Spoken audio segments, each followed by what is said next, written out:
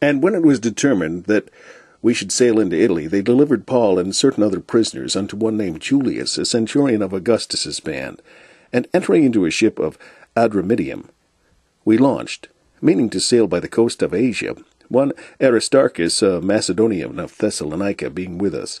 And the next day we touched at Sidon, and Julius courteously entreated Paul, and gave him liberty to go unto his friends to refresh himself.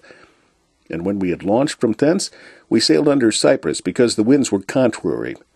And when we had sailed over the sea of Cilicia and Pamphylia, we came to Myra, a city of Lycia.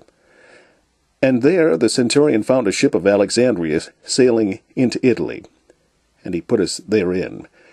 And when we had sailed slowly many days, and scarce were come over against Cnidus, the wind not suffering us, we sailed under Crete over against Salmone. And hardly passing it, came unto a place which is called the Fair Havens, nigh whereunto was the city of Lycia.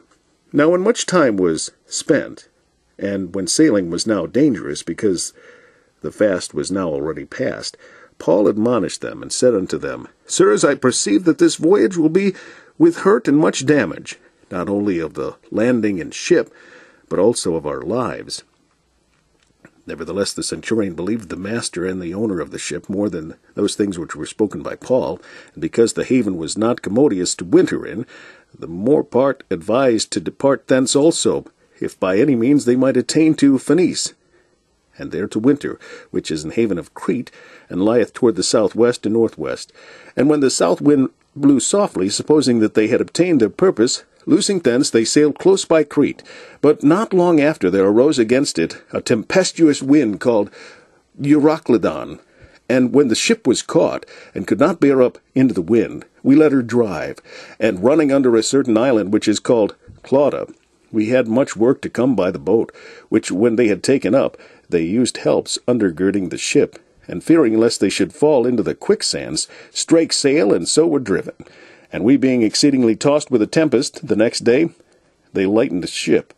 And the third day we cast out with our own hands the tackling of the ship. And when neither sun nor stars in many days appeared, and no small tempest lay on us, all hope that we should be saved was then taken away. But after long abstinence, Paul stood forth in the midst of them, and said, Sirs, ye should have hearkened unto me, and not have loosed from Crete, and to have gained this harm and loss. And now I exhort you to be of good cheer, for there shall be no loss of any man's life among you, but of the ship. For there stood by me this night the angel of God, whose I am and whom I serve, saying, Fear not, Paul, thou must be brought before Caesar, and lo, God hath given thee all them that sail with thee. Wherefore, sirs, be of good cheer, for I believe God that it shall be even as it was told me. Howbeit we must be cast upon a certain island. But when the 14th night was come, as we were driven up and down in Adramyttium, about midnight, the shipmen deemed that they drew near to some country, and sounded, and found it 20 fathoms. And when they had gone a little further, they sounded again, and found it 15 fathoms. Then, fearing lest we should have fallen upon rocks, they cast 4 anchors out of the stern, and wished for the day. And as the shipmen were about to flee out of the ship, when they had let down the boat into the sea, under color as though they would have cast anchors out of the foreship, Paul said unto the centurion and to the soldiers, Except these abide in the ship, ye cannot be saved. Then the soldiers cut off the ropes of the boat, and let her fall off. And while the day was coming on, Paul besought them all to take meat, saying, This day is the 14th day that ye have tarried and continued fasting, having taken nothing. Wherefore I pray you to take some meat, for this is for your health. For there shall not an hair fall from the head of any of you. And when he had thus spoken, he took bread, and gave thanks to God in presence of them all. And when he had broken it, he began to eat. Then were they all of good cheer, and they also took some meat. And we were in all in the ship 260 souls.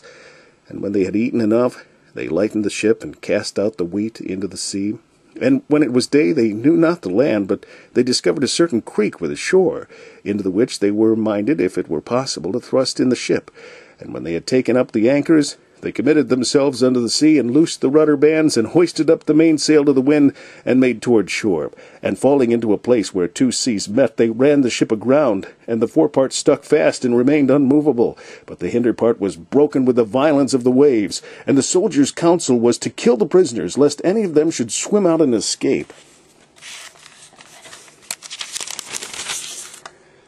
But the centurion, willing to save Paul, kept them from their purpose, and commanded that they which could swim should cast themselves first into the sea and get to land, and the rest, some on boards and some on broken pieces of the ship. And so it came to pass that they escaped all safe to land.